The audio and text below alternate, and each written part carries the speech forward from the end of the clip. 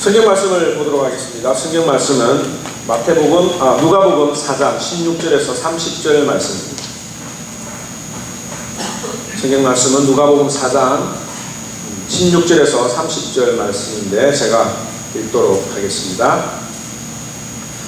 예수께서 그 자라신 곳 나사렛에 이르사 안식일에 자기 규례대로 회당에 들어가사 성경을 읽으려고 서심해 선지자 이사야의 글을 들이거늘 책을 펴서 이렇게 기록한 데를 찾으시니 곧 주의 성령이 내게 임하였으니 이는 가난한 자에게 복음을 전하게 하시려고 내게 기름을 부으시고 나를 보내사 포로된 자에게 자유를 눈먼 자에게 다시 보게 함을 전파하며 눌린 자를 자유케 하고 주의 은혜의 해를 전파하게 하려 하심이라 하였더라. 책을 덮어 그 맡은 자에게 주시고 앉으시니 회당에 있는 자들이 다 주목하여 보더라. 이에 예수께서 저희에게 말씀하시되 이 글이 오늘날 너희 귀에 응하였느니라 하시니 저희가 다 그를 증거하고 그 입으로 나오는 바 은혜로운 말을 기이 여겨 가로되 이 사람이 요셉의 아들이 아니냐. 예수께서 저희에게 이르시되 너희가 반드시 의원아 너를 고치라 하는 속담을 인정하여 내게 말하기를 우리의 들은 바 가버나움에서 행한 일을 내 고향 여기서도 행하라 하리라. 또 가라사대 내가 진실로 너희에게 이르노니 선지자가 고향에서 환영을 받는 자가 없느니라. 내가 참으로 너희에게 이르노니 엘리야 시대에 하늘이 새해 6달을 닫히어 온 땅에 큰 흉년이 들었을 때에 이스라엘에 많은 과부가 있었으되 엘리야가 그중 한 사람에게도 보내심을 받지 않고 오직 시돈 땅에 있는 사렙다의 한 과부에게 뿐이었으며 또 선지자 엘리사 때에 이스라엘에 많은 문둥이가 있었으되 그 중에 한 사람도 깨끗함을 얻지 못하고 오직 수리아 사람 나아만 뿐이니라. 회당에 있는 자들이 이것을 듣고 다 분이 가득하여 일어나 동네 밖으로 쫓아내어 그 동네가 건설된 산 낭떠러지까지 끌고 가서 밀쳐 내리치고자 하되 예수께서 저희 가운데로 지나서 가시니라. 아멘. 우리가 살아가다 보면 세상에 말이 참 통하지 않는 사람들이 있습니다. 왜 말이 안 통하느냐면 한 사람의 어떤 그런 문제가 아니라 서로의 어떤 그런 문제가 되기 때문이죠. 그러니까 자기가 듣고 싶은 것만 듣고 듣기 싫어하는 것은 안 들으려고 하는 것이 바로 이 소통의 문제가 되는 것이죠. 12년 전에 일본에서 베스트셀러가 되었던 바보의 벽이라고 하는 책이 있다고 하는데 이 책은 자신이 듣고 싶은 것만 듣고 듣기 싫은 것은 듣지 않는 것을 가리켜서 자신을 바보로 만드는 행동이다 라고 이야기를 했습니다. 심리학적으로는 선택적 지각이라고 합니다. 수많은 정보들이 있지만 그 중에서 내가 듣고 싶은 것만 선택을 해서 받아들이는 그런 능력, 이것이 바로 선택적 지각이라고 하는 그런 말입니다. 우리가 살아가면서 이런 편견과 선입견을 가지고 있는 사람들을 참으로 많이 볼 수가 있습니다. 무슨 말을 해도 안 통하는 그런 사람들이 있습니다. 오늘 이 본문에 나오는 사람들이 이 나사렛 동네의 사람들이 바로 그런 사람이었던 것을 우리는 볼 수가 있습니다. 우리가 지금 예수님의 그 걸음을 시간적인 순서대로 지금 따라서 쭉 걸어가고 있는데 예수님께서 가버나움에서 주로 사역을 하시다가 이제 고향 나사렛으로 내려가셨습니다. 그리고 안식일을 맞아서 늘 안식일에 하던 대로 예수님이 회당에 들어가셨고 그 회당에서 회당을 관리하고 있던 회당장이 예수님에게 구약 성경 두루마리 하나를 주었습니다. 그 성경 두루마리에 읽었던 내용이 바로 오늘 읽었던 이사야 61장의 내용입니다. 이 당시 회당은 유대인들이 모여서 기도했던 것이고 또 안식일에는 12살 이상의 모든 남자들이 의무적으로 또 모여서 함께 예배를 드릴 수 있는 그런 장소가 바로 이 회당이었는데 안식일에 어떤 그 예배 모임이 진행이 되었느냐면, 첫째는 기도를 하고 또 신명기 6장 4절에 나와 있는 쉐마를 암송합니다. 그리고 찬양하고 18개의 축복문을 암송하고 난 다음에 모세오경, 그 토라라고 하는 것을 읽는데, 이 토라를 3년 동안 다 한번 통독할 수 있도록 153편으로 나누어가지고 그 토라를 낭독을 합니다. 주로 이 토라를 낭독하고 하는 것들은 주로 랍비들이 읽고 또 암송을 하죠. 그 다음에 이제 하는 일이 뭐냐면 이 예언서를 읽는 것입니다. 유대인 남자라고 하면 누구든지 이 예언서를 낭독을 하고 또 설교할 권리를 가지고 있었는데, 그 순서를 이 회당장이 정해주는 거예요. 예수님 오시자 그 회당장이 예수님에게 성경 두루마리 하나를 주었는데, 그것이 바로 이사야 61장 1절에서 2절 말씀이었다고 하는 것입니다. 뭐라고 기록이 되어 있습니까? 주의 성령이 내게 임하였으니 이는 가난한 자에게 복음을 전하게 하시려고 내게 기름을 부으시고 나를 보내사 포로된 자에게 자유를, 눈먼 자에게 다시 보게 함을 전파하며 눌린 자를 자유롭게 하고 주의 은혜의 해를 전파하게 하려 하심이라 고 하는 말씀이었습니다. 이 말씀은 온 이스라엘 백성들이 수년 동안 기다려왔던 말씀이었습니다. 정말 이 말씀대로 메시아가 오셔서 자기들을 해방시켜 주실 것이라고 하는 기대를 가졌던 말씀이 바로 이 메시아에 관한 예언의 말씀이었습니다. 그런데 예수님께서 이 본문을 일부러 찾아서 이 본문을 읽은 게 아니에요. 예수님이 마침 나사렛에 가셨고 회당에 들어가셨을 때에 회당장이 그 두루마기를 예수님에게 전해 주었다라고 하는 사실. 이 순간에도 하나님의 특별하신 계획이 있었던 것을 우리는 볼 수가 있습니다. 그리고 그 말씀을 다 읽으시고 난 다음에 이렇게 선포를 하시죠. 오늘 너희에게 이 말씀이 응하였느니라. 이 예언의 말씀이 성취가 되었느니라 고 하는 놀라운 말씀을 그들에게 전해 주셨던 것입니다. 이 소식을 들은 나사렛 사람들이 깜짝 놀랐어요. 이게 반응해 보니까 놀랬다라고 이야기를 하고 있는데 정말 충격을 받았습니다. 물론 이 나사렛 사람들은 예수님이 나사렛에 다시 돌아오셨다라고 하는 이야기를 들었을 때 어느 정도 기대를 하고 있었을 것입니다. 왜냐하면 이미 그 예수님의 사역이나 예수님이 행하셨던 여러 기적들이 온 유대에 다 증거되었기 때문입니다. 마태복음 14장 1절에 보면 예수님이 하시는 소문이 어디까지 전해졌냐고 하냐면 헤롯 왕에게까지 전해졌다고 이야기합니다. 이 사람들의 소문이 가장 늦게 들어가는 곳이 어딘 줄 아십니까? 바로 왕의 귀지요. 사람들이 대중들이 많은 이야기를 해도 중간에 참모들이 자르지 않습니까? 잘라서 들어가야 되는 말들, 또 들어가서는 안 되는 말들을 다 자르고 그러고 하는 곳이 바로 왕궁인데, 그 왕궁에서도 헤롯 왕이 이 사실을 알 정도였다고 하면 이 예수님의 모든 행적과 예수님의 모든 가르침은 온 유대에 다 퍼졌다고 볼 수가 있는 것입니다. 그래서 이 나사렛 사람들도 이 예수님이 오셨을 때 아마 기대를 가지고 또 예수님이 행하셨던 어떤 그런 그 가르침, 그 기적들을 이곳에서도 하지 않을까라고 하는 기대를 가지고 있었을 것이 분명합니다. 그런데 예수님이 이 말씀을 선포하시고 가르치실 때에 사람들이 그 말씀을 이상하게 여겼다라고 이야기를 하고 있습니다. 또 마태복음에 보면 공포에 압도되어서 사로잡힐 정도로 깜짝 놀랐다라고 하는 표현을 하고 있습니다. 왜 그들이 이 예수님의 선포 앞에 깜짝 놀라고 두려워했을까요? 그 이유는 바로 예수님이 그럴 사람이 아니라고 하는 것을 이 나사렛 사람들이 너무나 잘 알았기 때문입니다.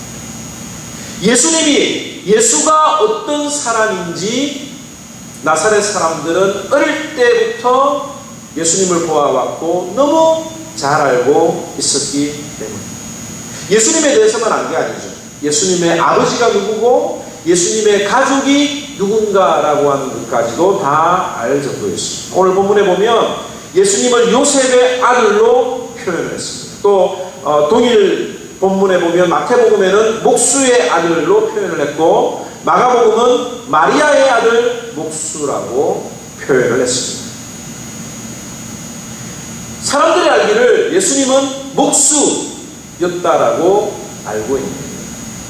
당시 그 목수라고 하는 그 직업이 그다지 인정을 받지 못했던 그런 직업이었는지는 모르겠습니다. 그런데 사람들의 머리에는 저 사람은 목수의 아들, 요셉의 아들이라고 이야기를 하는 거예요. 또 마가복음에 나와 있는 대로 마리아의 아들이다 라고 이야기를 했습니다. 이 말은 뭐냐면 사람들은 마리아가 혼전 임신한 것도 알고 있었어요. 결혼도 하기 전에 배가 불러서 낳은 아들, 그래서 마리아라고 하는 그 이름은 사람들에게 깨끗하지 못한 여자라고 하는 어떤 그런 인식을 그들에게 가지고 있는 이름이었습니다. 이 마리아의 아들이 아니냐라고 이야기를 했습니다. 또 마태복음 13장 55절에 보면 그 모친은 마리아, 그 형제들은 야고보, 요셉, 시몬, 유다라 하지 않았느냐. 사람들이 예수님의 형제들의 이름까지 언급을 하고 있었던 것은 출생의 비밀까지도 다 알고 있었던 것입니다. 목수의 아들이 어떻게 메시아가 돼요? 예수님이 공생애를 하시기 전에 30살이 될 때까지 그곳에서 아버지의 그 직업을 물려받아 목수로 활동을 했었을 텐데 어떻게 목수가 갑자기 나타나서 내가 메시아라고 하는 것이 말이 되느냐?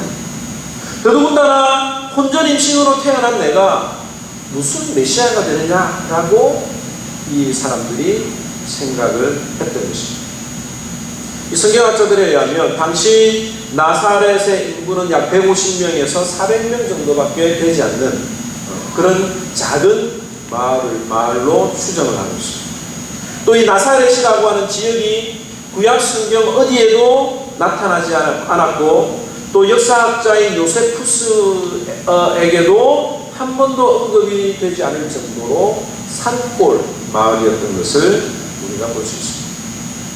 그래서 한 집 건너 그 사람이 어떤 음식을 먹고 숟가락이 몇 개고까지도 다 알 수 있는 그런 작은 마을의 사람들은 이 예수님에 대해서 인간적으로 너무너무 잘 알고 있었기 때문에 예수님이 메시아라고 하는 사실을 받아들일 수가 없었던 것입니다. 이들에게는 메시아라고 하는 어떤 그런 그 메시지보다는 사람의 아들, 목수의 아들이라고 하는 그 편견이 이 예수님이 메시아라고 하는 사실을 가로막고 있었다라고 하는 겁니다. 여러분들 편견이라고 하는 것이 얼마나 우리에게 선입견이라고 하는 것이 얼마나 우리들의 눈을 가로막는지 여러분들 알고 있습니까? 어느 한 대학에서 의과대학에서 한 교수가 강의 시간에 의대생들을 불러놓고 이런 이야기를 했습니다. 아버지는 매독균에 걸려있고 어머니는 폐결핵 환자이다. 그리고 아이는 넷이 태어났는데 첫째 아이는 매독균에 의해서 장님이 되었고 둘째 아이는 이미 죽었고 셋째 아이는 부모들의 병 때문에 귀머거리가 되었고 넷째 아이는 결핵 환자가 되었다. 이런 때에 또 어머니가 임신을 했다고 하면 여러분들은 어떻게 할 것인가? 라고 하는 질문을 던졌습니다. 그때 의대생이었던 의사가 되기 위해서 공부를 하고 있던 의대생들은 한마디로 모두가 다 유산을 시켜야 됩니다. 라고 이야기했어요. 왜? 부모의 그 병력과 또 그 자녀들의 병력으로 봤을 때 다섯 번째로 태어날 이 아이도 역시 문제를 가지고 태어날 것이 분명했기 때문에 의사들은, 의대생들은 낙태를 시켜야 된다, 유산을 해야 된다라고 이야기를 했습니다. 그때 이 교수가 점잖게 학생들에게 이야기하기를, 바로 지금 여러분들은 베토벤을 죽였다라고 이야기를 했습니다. 바로 우리가 잘 알고 있는 그 베토벤이 바로 이런 환경 가운데서 1770년에 태어났다고. 우리 인간들의 사고가, 인간들의 그 편견과 선입견들이, 우리가 뭔가 좀 알고 있다라고 하는 그 편견들이 얼마나 우리에게 잘못된 판단을, 잘못된 결정을 하도록 인도하는지 우리는 우리들의 삶을 통해서도 많이 알 수가 있는 것입니다.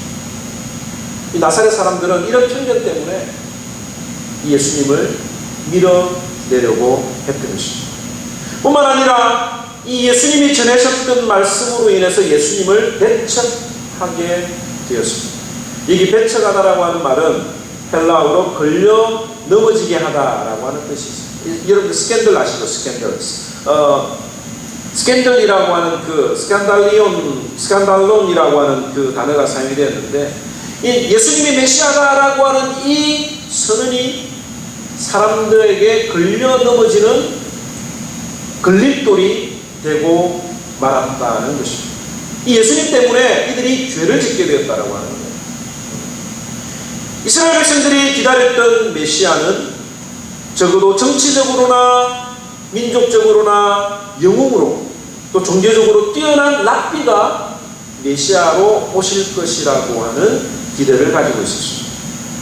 그런데 그들이 너무 잘 알고 있었던 목수 출신인 예수님이 메시아로 오리라고는 상상조차도 못했던 것입니다. 이것 때문에 그들이 화가 났습니다. 분노를 했습니다. 그래서 예수님을 데리고 산 비탈로 올라가서 예수님을 밀어 떨어뜨리려고 했던 것입니다. 이 나사렛 지역은 산 기슭에 이렇게 산 비탈에 지어진 동네가 바로 이 나사렛이라고 하는 동네입니다. 우리는 여기서 이 나사렛 사람들의 반응과 대조적으로 예수님의 모습, 예수님의 반응을 한번 생각해 볼 필요가 있습니다. 나사렛 사람들이 예수님을 잘 아는 것처럼 이 예수님도 나사렛 사람들을 잘 알았을 것입니다. 적어도 30세까지 그 동네에 함께 자랐다고 하면 나사렛 사람들이 예수님에 대해서 잘 아는 것처럼 예수님도 그 사람들이 어떤 사람이라고 하는 것을 잘 알고 있었을 것입니다.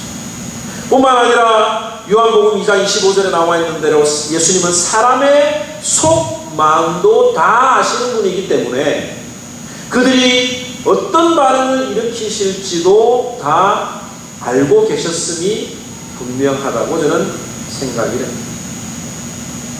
그런데 왜 예수님은 이런 사람들의 반응에도 가만히 계셨나 이거죠. 사람들이 믿지 못하면 더 큰 능력을 행할 수 있는 분이 바로 예수님이지 않습니까? 예수님 자신을 드러내기 위해서, 내가 메시아라고 하는 사실을 드러내기 위해서 더 큰 능력으로 나사렛 사람들에게 보여줄 수도 있는데도 불구하고 보여주시지 않는 거예요. 그러니까 나사렛 사람들이 더 오해를 할 만하지 않습니까? 아니, 다른 동네에서는 다 기적을 행했다고 했는데 왜 여기서는 기적을 일으키지 않느냐라고 오해를 할 수도 있는 것입니다. 예수님께서 오늘 이 본문에 보면 너희의 믿음이 없기 때문에 내가 기적을 베풀지 않았다라고 이야기했는데, 실은 예수님께서 기적을 행하셨을 때 믿음이 없는 제자들에게도 기적을 행하셨던 일이 많이 있습니다. 먼저 기적을 행하시고 너희들이 왜 믿음이 없느냐라고 책망하신 장면이 여러 번 나오기 때문입니다. 그렇다면 믿음이 없었던 제자들은 특별한 대우를 받았던 것으로 우리가 생각을 해야 됩니까? 그건 아니죠. 우리가 여기서 기억해야 될 게 있어요. 바로 예수님께서는 사람들에게 믿음을 주기 위해서 이적을 행하신 적이 단 한 번도 없다고 하는 사실. 우리가 전도하다 보면 이런 사람들 많이 만났어요. 내가 병이 있는데 내 병이 나으면 예수 믿겠다. 예수님이 살아계신 것을 내 눈에 보이면 내가 예수를 믿겠다라고 하는 사람들이 참으로 많이 있습니다. 그런데 예수님께서는 그 이적으로 사람들을 믿게 하신 적이 한 번도 없다고 하는 사실. 예수님이 기적을 일으키신 것은 온전히 주님의 자비하심과 긍휼 때문에 기적을 일으키신 것이지 사람들에게 믿음을 일으키기 위해서 기적을 행하신 것은 아니라고 하는 사실. 물론 예수님은 예수 믿지 않는 사람들 앞에서 큰 이적을 보일 수 있습니다. 그런데 문제는 기적이 일어난다고 해서 사람들이 믿느냐라고 하는 거예요. 아무리 예수님이 기적을 일으켜도 안 믿을 사람들은 안 믿는다 이거죠. 서기관들과 바리새인들이 예수님의 기적을 보았습니다. 예수님의 기적을 인정을 했습니다. 그런데 뭐가 안 됐느냐면 기적은 인정을 했지만 그 기적이 사탄에게서 온 것이라고 말해야 됩니다. 예수님이 그 기적을 통해서 예수님이 메시아다라고 하는 사실을 인정하지 않는다라고 하는 사실. 누가복음 16장에 보면 거지 나사로와 한 부자의 비유가 나오죠. 그 부자가 지옥에 떨어져서 아브라함 하나님에게 이야기하기를 저 거지 나사로를 부활시켜서 살려서 우리 집에 보내가지고 복음을 증거하게 하고 천국과 지옥이 있음을 알려주고 내 사랑하는 가족들이 지옥에 오지 않도록 해주세요 라고 요청을 하자 하나님께서 뭐라고 이야기를 하십니까? 죽었던 나사로가 다시 살아나서 복음을 전해도 예수 안 믿을 사람은 안 믿는다 이거죠. 그리고 예수 믿는 사람들은 선지자와 모세의 글이 있지 아니하냐. 성경으로만으로도 예수 믿을 사람들은 다 예수를 믿을 수 있다고 성경은 지적을 하고 있습니다. 예수님께서는 이 나사렛 사람들이 어떤 기적을 베풀어도 예수님을 메시아로 믿지 않음을 알고 계셨습니다. 그래서 말씀하시기를 예수께서 그들에게 이르시되 너희가 반드시 의사야 너 자신을 고치라 하는 속담을 인용하여 내게 말하기를 우리가 들은 바 가버나움에서 행한 일을 내 고향 여기서도 행하라 하리라. 또 이르시되 내가 진실로 너희에게 이르노니 선지자가 고향에서는 환영을 받는 자가 없느니라 고 말씀을 하신 것입니다. 의원아 너나 고쳐라 너를 고치라 라고 하는 이 말은 너나 잘하세요 라고 하는 말입니다. 이 돌팔이 의사들에게 먼저 너의 식구들부터 먼저 고쳐놓고 의사 노릇을 하라고 하는 그런 뜻입니다. 이 말은 그 의사를 완전히 무시하는 뜻이죠. 너희 식구들을 완전히 고쳐놓으면 의사로 인정하겠다라고 하는 그런 말인데 가버나움에서 행했던 그런 일들을 여기서도 행하면 내가 믿겠다라고는 했지만 그들의 마음은 예수님을 메시아로 인정하지 않겠다라고 하는 그런 비아냥거리는 태도를 예수님께서는 아셨습니다. 그리고 선지자가 고향에서는 환영을 받는 자가 없다라고 이야기를 합니다.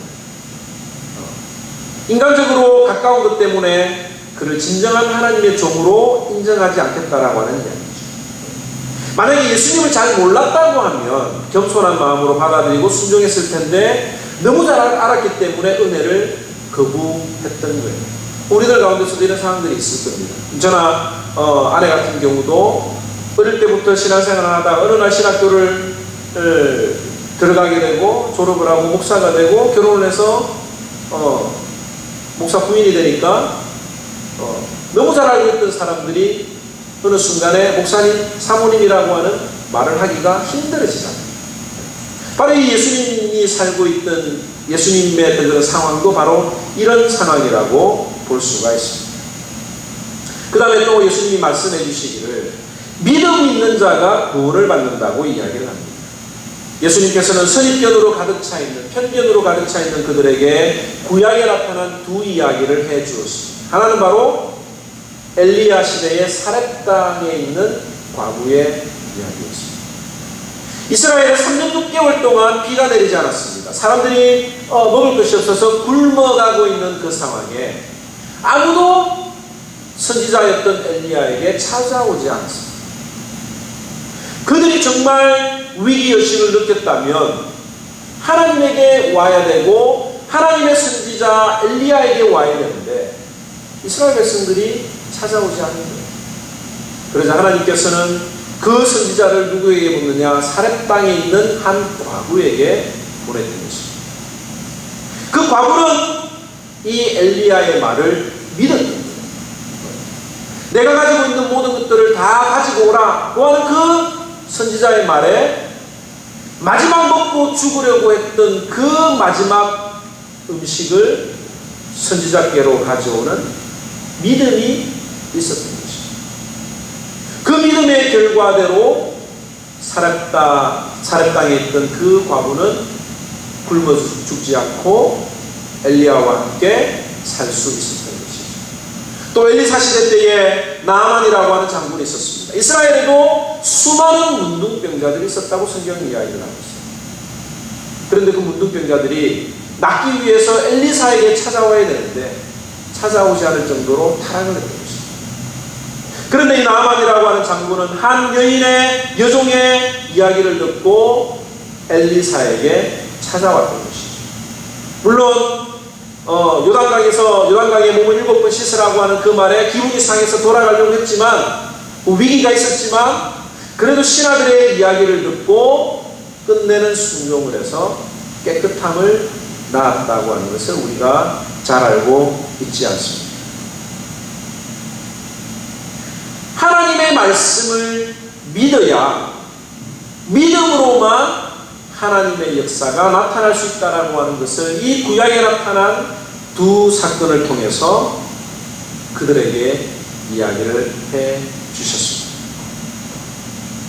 하나님의 백성이 하나님의 말씀을 믿지 못하면 그 믿음의 역사가 이방인에게 믿는 자에게 간다라고 하는 것을 예수님께서는 그 나사렛 사람들에게 이야기를 해 주셨던 것입니다.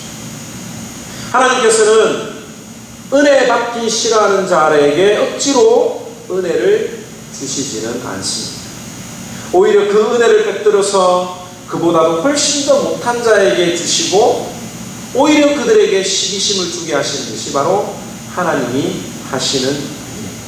그런데 이런 상황을 잘 알고 계시면서도 왜 예루살렘으로 가셨을까? 라고 하는 질문입니다. 저는 이 본문을 생각을 하면서 왜 예루살렘에 가셨을까? 그곳에서도 예수님의 긍휼을 베풀어야 할 이유가 있었기 때문이라고 저는 생각합니다. 마가복음 6장 6절에 보면 소수의 병자를 고치시기 위함이었다 라고 하는 사실입니다. 우리가 예수 믿지 않는 사람들에게, 완악한 사람들에게 복음을 전하는 일이 참으로 힘이 듭니다. 예수 믿으라 그러면 화를 내요. 어떤 사람들은, 나이 산 사람들은 피하고 우리 종교적인 이야기는, 신앙적인 이야기는 하지 맙시다라고 이야기를 하지만 어떤 사람들은 복음을 전하면 화를 내고 달라들고 논쟁을 하려고 합니다. 그리고 예수 믿는 사람들을 어리석은 사람이라고 조롱을 하고 핍박을 합니다. 그럼에도 불구하고 저 사람에게 과연 이 하나님의 복음이 들어갈까라고 하는 의심이 드는 순간에도 불구하고 우리가 복음을 전해야 되는 이유는 무엇입니까? 그들 가운데서도 하나님의 은혜를 받을 사람들이 있다고 하는 사람입니다. 예수님께서 우리가 몇 주 전에 살펴보았던 그라사 지역에 가셔서 단 한 사람의 귀신만 고쳐주고 다시 돌아오셨어요. 동네 그라사 지역의 사람들이 예수님이 자기 동네로 들어오는 것을 못 오게 했습니다. 그래서 단 한 사람만 구원해 주시고 돌아오셨습니다. 예수님의 그 전도 여행이 참으로 비효율적인, 건너가면서 풍랑도 만나고 폭풍우 가운데서 제자들이 얼마나 고생을 했습니다. 그런데 단 한 사람만 구원하시고 돌아가셨습니다.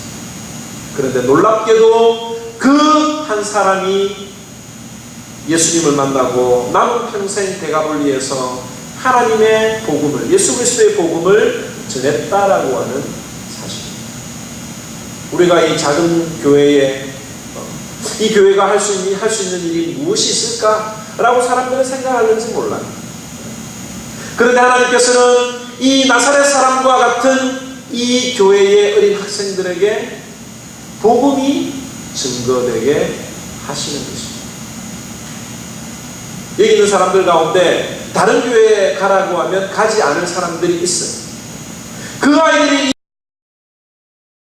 이 교회에 와서 하나님의 말씀을 듣고 하나님을 배워가고 있다라고 하는 사실입니다.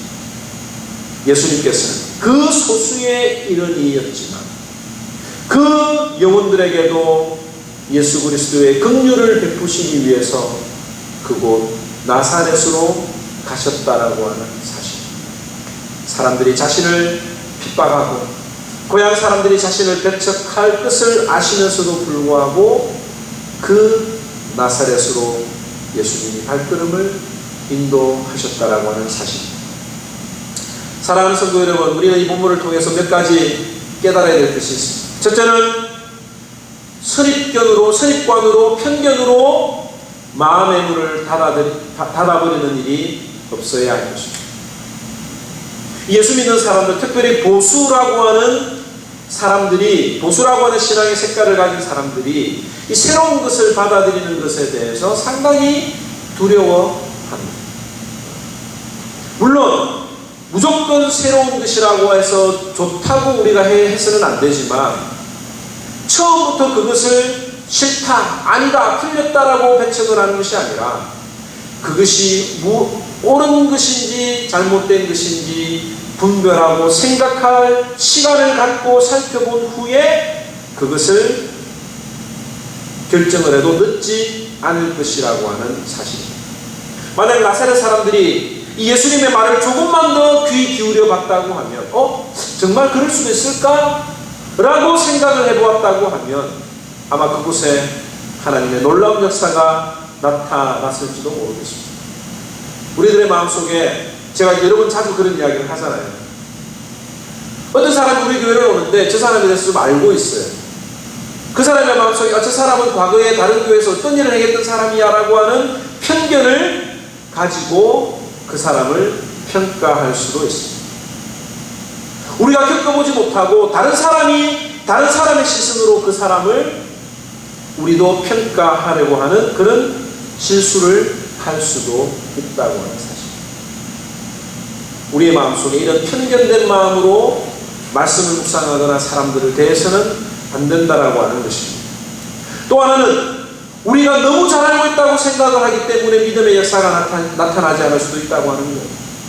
내가 오랫동안 신앙생활을 했기 때문에 내가 이 성경에 대해서 너무너무 잘 알고 있기 때문에 내가 겪었던 예수님, 내가 체험했던 예수님 그것에만 한정을 해서 예수님이 역사하시고자 하는 그 일에 토를 달거나 그것은 아니지 않는가라고 생각을 하는 경우들이 많이 있다고 하는 사실입니다.